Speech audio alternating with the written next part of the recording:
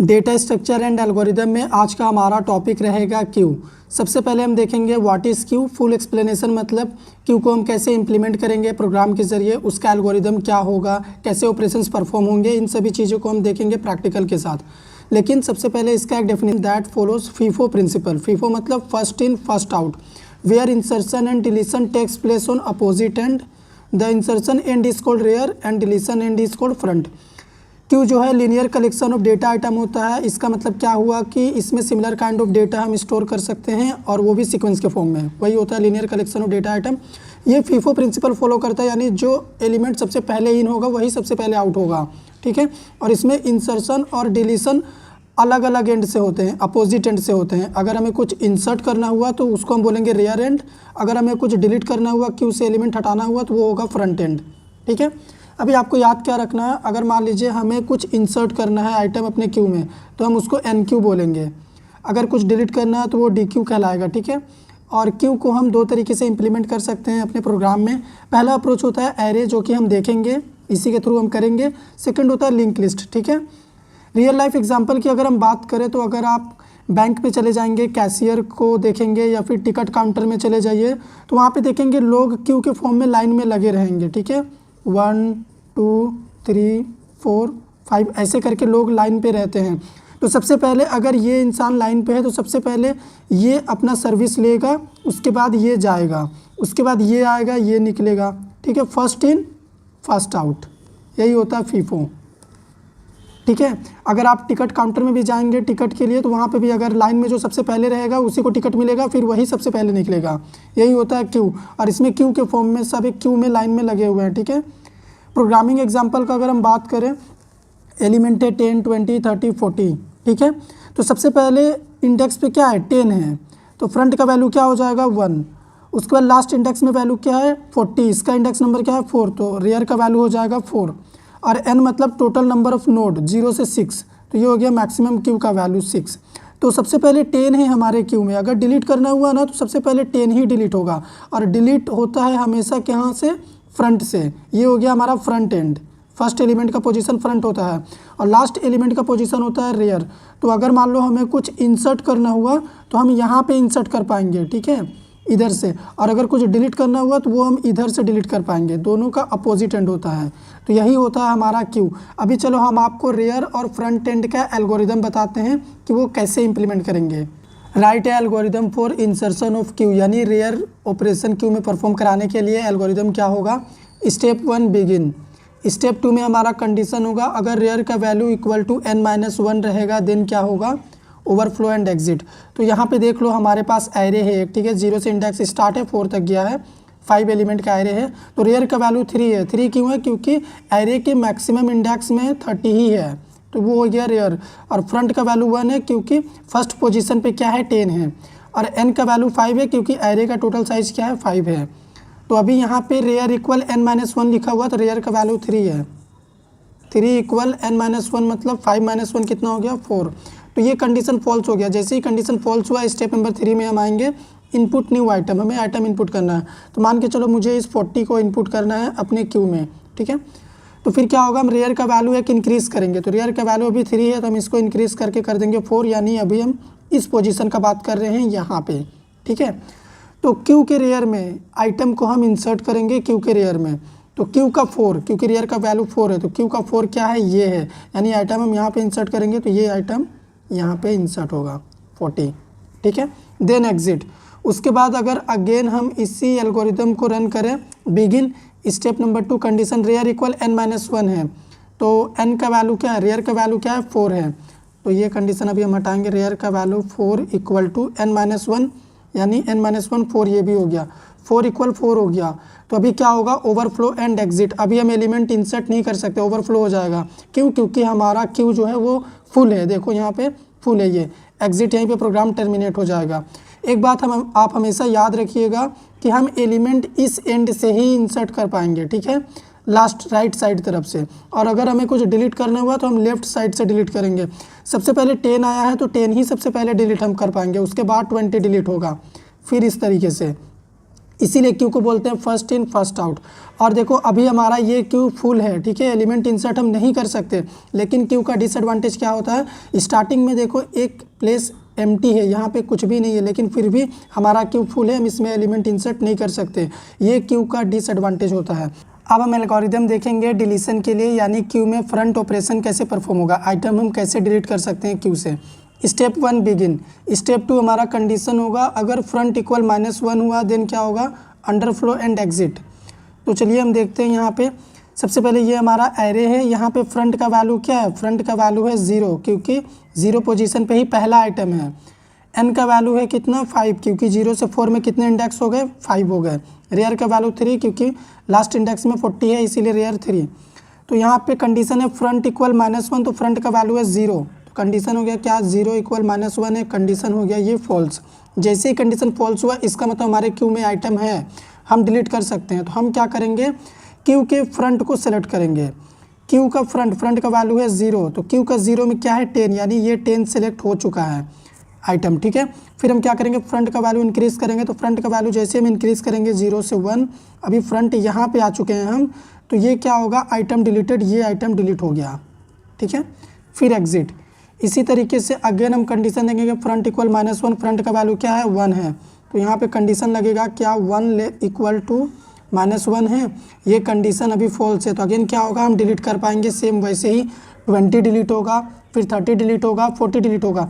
सारा item delete होने के बाद, ठीक है, मान लो कि फ्रंट का वैल्यू हो गया था 3 और 40 डिलीट हो चुका है, फिर क्या होगा, अगेन हम जाएंगे यहाँ पे कंडीशन देखेंगे, फ्रंट का वैल्यू इंक्रीज़ कर लेंगे 4, क्योंकि जब हम 40 डिलीट कर लेंगे तो फ्रंट का वैल्यू बढ़ जाएगा, वो 4 चला जाएगा, ठीक है।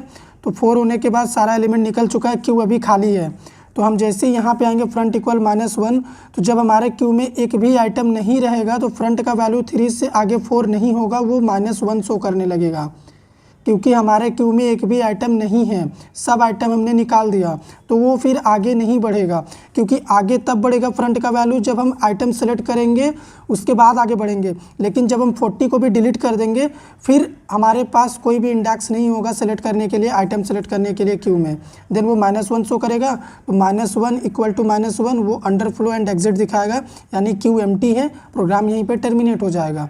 तो इस तरीके से हमारा डिलीशन का ये एल्गोरिदम काम कर रहा। अभी चलो इसी को हम प्रोग्राम के ज़रिए इम्प्लीमेंट कर देते हैं। प्रोग्राम में सबसे पहले आप देखिए मेन फंक्शन में हमने 2 वेरिएबल बनाया हुआ है। चॉइस वेरिएबल का काम क्या होगा कि हम चॉइस का वैल्यू इनपुट लेंगे कि हमें क्या ऑपरेशन परफॉर्म करना है। आइटम वेरिएबल के थ्रू हम एलिमेंट को इंसर्ट करेंगे, इस वेरिएबल के थ्रू क्यू में एलिमेंट इंसर्ट करेंगे, या फिर डिलीट करने के लिए भी हम इसी का यूज़ करेंगे। ओके, तो चलो सबसे पहले प्रोग्राम को हम रन करते हैं, आपको रिजल्ट दिखाते हैं, उसके बाद हम प्रोग्राम आपको समझाएंगे। तो जैसे ही प्रोग्राम हम रन किए, यहाँ पे 4 ऑप्शंस आ गया है। अगर हमें एलिमेंट इंसर्ट करना हुआ क्यू में, इन क्यू ऑपरेशन परफॉर्म करना हुआ, तो हम 1 प्रेस करेंगे। 2 से डिलीशन परफॉर्म होगा, 3 से हम देख पाएंगे क्यू में एलिमेंट है कि नहीं, 4 से प्रोग्राम टर्मिनेट होगा। तो सबसे पहले 3 प्रेस करके देखते हैं, बता रहा है क्यू इज़ एम्प्टी, यानी अभी क्यू हमारा पूरी तरह से एम्प्टी है। तो अभी हम एलिमेंट इंसर्ट करने के लिए 1 प्रेस करेंगे, ठीक है। तो एलिमेंट इंसर्ट करते हैं 10, देखो आइटम इंसर्टेड, यानी 10 इंसर्ट हो गया, 3 हम देख सकते हैं 3 से, ये देखो क्यू में 10 आ गया है, ठीक है। अभी अगर हमें एक और इंसर्ट करना हुआ तो हम क्या करेंगे, फिर चॉइस में 1 डालेंगे, 20 इंसर्ट हो गया, 3 प्रेस करके हम देख लेंगे, देखो 2 एलिमेंट आ गया क्यू में, ठीक है। तो इस तरीके से ये काम कर रहा हमारा प्रोग्राम। तो यहाँ पे चॉइस का वैल्यू अभी अगर हम अगेन 1 दे दें और एक एलिमेंट इनपुट कर दें 30, तो हम देख पाएंगे क्यू में हमारे 3 एलिमेंट आ गए हैं, ठीक है। हम और भी एलिमेंट अगर इंसर्ट करना चाहें, हम 1 प्रेस करेंगे, तो ओवरफ्लो एंड एग्जिट बता रहा है। ऐसा इसलिए बता रहा है क्योंकि हमारे एरे का जो साइज़ है वो 3 एलिमेंट इनपुट करने का ही साइज़ है। ये देखो हमने जो एरे बनाया है क्यू नाम का, उसका मैक्सिमम साइज़ क्या है, 3 है, तो 3 एलिमेंट ही इनपुट होगा। अभी हमारा क्यू फुल हो चुका है, इसीलिए ओवरफ्लो एंड एग्जिट बोल रहा है। अब अगर हम डिलीट ऑपरेशन परफॉर्म करना चाहें तो हम 2 प्रेस करके डिलीट कर सकते हैं, देखो डिलीट हुआ। तो सबसे पहले आप बताओ कौन सा एलिमेंट डिलीट हुआ होगा, क्यू में फर्स्ट इन फर्स्ट आउट होता है, ठीक है। तो फर्स्ट इन 10 हुआ था, तो फर्स्ट आउट भी 10 होना चाहिए। तो चलो 3 प्रेस करके देखते हैं, ये देखो 10 डिलीट हो चुका है, यानी ये सही से काम कर रहा। अगर हमें अगेन डिलीट करना हुआ 2 प्रेस करेंगे, अभी 20 डिलीट हुआ होगा, ये देखो अभी सिर्फ एक एलिमेंट ही बचा है क्यू में 30। अब अगर मान लो मुझे एलिमेंट इंसर्ट करना हुआ ना, तो हम इंसर्ट नहीं कर पाएंगे। जैसे अगर हम 1 प्रेस करें, हम इंसर्ट करना चाहें तो नहीं कर पाएंगे, ओवरफ्लो एंड एग्जिट ही बोलेगा। क्यों? क्योंकि हमारा जो क्यू होता है उसमें इंसर्शन हम रियर एंड से करते हैं, राइट साइड से। तो राइट साइड में सारे इंडेक्स फुल हो चुके थे, ठीक है, जब हमने 3 एलिमेंट्स इनपुट कर दिया था। और फिर हम जब डिलीट किए तो वो फ्रंट साइड से डिलीट हुए हैं, तो फ्रंट में इंडेक्स एम्प्टी हैं, फ्रंट में इंडेक्स खाली है। एल्गोरिथम में हमने आपको बताया था। तो ये डिसएडवांटेज होता है क्यू का, इसको हटाया गया है क्योंकि बहुत सारे वेरियस टाइप्स होते हैं उनमें, जिनके ऊपर हम आगे आने वाले वीडियो पे काम करेंगे। तो ये इस वजह से ऐसा बता रहा है। अभी अगर हम 3 प्रेस करेंगे ना, तो हमारे क्यू में एक एलिमेंट है लेकिन फिर भी हम इनपुट नहीं कर सकते, ठीक है। लेकिन अगर इसको डिलीट करना चाहें 2 प्रेस करके हम डिलीट कर लेंगे। अभी हमारा क्यू एम्प्टी है। अगेन अगर डिलीट करने चाहेंगे तो बोलो अंडरफ्लो एंड एग्जिट, ठीक है। इसका मतलब ये सही काम कर रहा है। अब अगर हम प्रोग्राम को टर्मिनेट करना हुआ तो 4 प्रेस करेंगे, एग्जिट हो गए। देखो यहाँ पे हम बाहर आ गए हैं, ठीक है। और एक बार इसको और हम रन करें। अगर हम इन 1 2 3 4 के अलावा कुछ और चॉइस में वैल्यू इनपुट कर दें, जैसे 5 इनपुट कर दें, 5 नाम का कोई भी हमने केस नहीं बनाया है, तो यहाँ पे बोलेगा इनवैलिड चॉइस, ठीक है। तो चलो प्रोग्राम से बाहर निकल जाते हैं और अभी हम आपको समझाते हैं कि ये काम कैसे कर रहा। सबसे पहले हमने ग्लोबल सेक्शन में उन सभी चीज़ों को डिफाइन कर लिया है जिन्हें हम प्रोग्राम में बार बार यूज़ करेंगे, हर जगह यूज़ करेंगे। जैसे इस एरे को देखो, हम हर जगह यूज़ कर रहे हैं, यहाँ पे भी यूज़ किए हुए हैं, यहाँ पे भी यूज़ किए हुए हैं, यहाँ भी यूज़ किए हैं। तो हम इसको ग्लोबली एक बार डिक्लेयर कर लिए। और एरे का साइज हम एक मैक्रो नाम का वेरिएबल डिफाइन करके मैक्रो के थ्रू डिफाइन किए हैं, ठीक है। आप नॉर्मली भी कर सकते हैं। तो मैक्रो में जो भी चेंजेस करेंगे हम, यहाँ पे जो भी वैल्यू पुट करेंगे वो इस वेरिएबल के साथ रिप्लेस होगा और हमारे क्यू में अपने आप वो सेट हो जाएगा, ओके। इसीलिए और हमने रियर और फ्रंट का वैल्यू -1 सेट कर दिया है कि जब -1 रहेगा यानी क्यू हमारा एम्प्टी है, उसमें कुछ भी नहीं है। आप इंसर्शन और डिलीशन परफॉर्म नहीं कर सकते, और इंसर्शन परफॉर्म करने के लिए आपको वैल्यू इंक्रीज करना पड़ेगा, ठीक है, फ्रंट का और रियर का भी। तो चलो अब प्रोग्राम को समझते हैं। सबसे पहले ये हमारा अंडरस्टैंडिंग मैसेज था, किससे क्या ऑपरेशन परफॉर्म होगा। वाइल लूप के अंदर हमने सारा कोड लिखा हुआ है। क्यों? क्योंकि हम चाहते हैं कि ये सारा ऑपरेशन तब तक परफॉर्म होता रहे जब तक हम चाहते हैं, इसीलिए इसका कंडीशन ट्रू रखें। हम 1 यहाँ पे पास कर दिए हैं। तो चॉइस में वैल्यू हम सबसे पहले क्या इनपुट किए थे, मान लो हम इनपुट किए थे 1। जब हम 1 इनपुट किए तो यहाँ पे 1 आया, तो 1 में केस 1 एग्जीक्यूट होगा। और इसको हम यहाँ पे डिफाइन किए हुए हैं, बिना फंक्शन यूज़ किए हुए ये प्रोग्राम हम बनाए हैं। आप फंक्शन के थ्रू भी अलग अलग फंक्शन में लॉजिक रख सकते हैं, ठीक है। तो केस 1 एग्जीक्यूट हुआ तो सबसे पहले चेक करेगा अगर रेयर का वैल्यू एरे की मैक्सिमम साइज से 1 कम हुआ, तो इसका मतलब हमारा जो क्यू है, एरे का जो क्यू है वो फुल है, हमारा क्यू फुल है, हम एलिमेंट इंसर्ट नहीं कर सकते। -1 इसलिए क्योंकि एरे 0 से स्टार्ट होता है, 0 से 2 में हमारा 3 एलिमेंट आ जाएगा, ठीक है, इसीलिए। और मान लो रेयर का वैल्यू इस कंडीशन के साथ इक्वल नहीं होता है, देन एल्स में आएंगे, हम क्यू में एलिमेंट इंसर्ट कर सकते हैं। तो हम लिखे हैं एंटर आइटम वेरिएबल के थ्रू देखो हम वैल्यू इनपुट कर रहे हैं और यहाँ पे चेक करेंगे अगर फ्रंट का वैल्यू -1 है, देन हम क्या करेंगे, रेयर फ्रंट को 0 कर लेंगे, क्योंकि पहला एलिमेंट एरे के 0 पोजीशन पे ही इनपुट होगा, ठीक है। तो हम इनपुट करेंगे, रेयर से इनपुट होता है तो हम क्या करेंगे, रेयर का वैल्यू इंक्रीज़ कर लेंगे, उसके बाद क्यू के रेयर में हम आइटम डाल देंगे, ठीक है। तो ये एल्स का पार्ट है, इंक्रीज़ कर लेंगे। अगर मान लो फ्रंट का वैल्यू -1 नहीं है, इसका मतलब क्यू में पहले से ही कुछ एलिमेंट है, तो फिर क्या करेंगे, हम डायरेक्ट यहाँ पे एल्स में आएंगे। अगर ये कंडीशन ट्रू नहीं होगा तो हम ये कंडीशन ट्रू नहीं होगा तो एल्स में आएंगे, रेयर का वैल्यू हम इंक्रीज़ करेंगे, ठीक है। इंक्रीज़ करके जो आइटम होगा इंक्रीज़ वाले रेयर वे इनपुट करेंगे, ठीक है, और आइटम हमारा इंसर्ट हो जाएगा। और मान लो चॉइस का वैल्यू 2 यहाँ पे देंगे, देन ये केस 2 चलेगा डिलीशन के लिए। तो फ्रंट का वैल्यू अगर -1 है यानी हमारा क्यू खाली है, हम कुछ भी डिलीट नहीं कर सकते, अंडरफ्लो एंड एग्जिट। नहीं तो हम एल्स में आएंगे, यहाँ पे क्या होगा, क्यू का फ्रंट को हम सेलेक्ट करेंगे, यानी क्यू में कुछ एलिमेंट है तो हम सबसे पहले क्यू का फ्रंट को सेलेक्ट करेंगे, आइटम में स्टोर कर लेंगे, और रेयर और फ्रंट अगर इक्वल हो गया दोनों, तो दोनों -1 हम कर देंगे, ठीक है। उसके बाद क्या होगा, आइटम डिलीट, -1 मतलब आइटम डिलीट, क्यू एम्प्टी हो गया। नहीं तो अगर मान लो ये रेयर और फ्रंट इक्वल नहीं होगा, देन हम एल्स में आएंगे, फ्रंट का वैल्यू हम इंक्रीज़ करेंगे।